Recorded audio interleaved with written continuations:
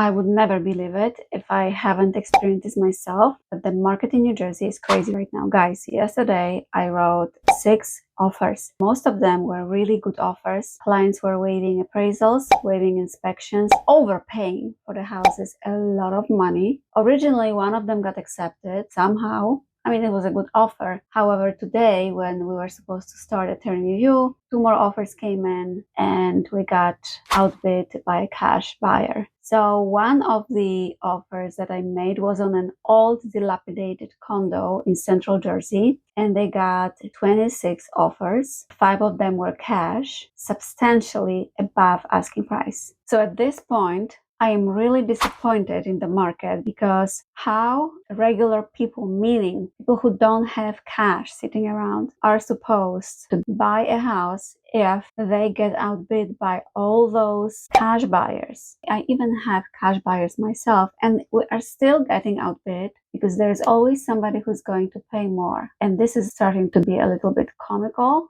It's just too much. This market is crazy. But if you are a seller in New Jersey, if you even have a slightest desire to put your house on the market, do it.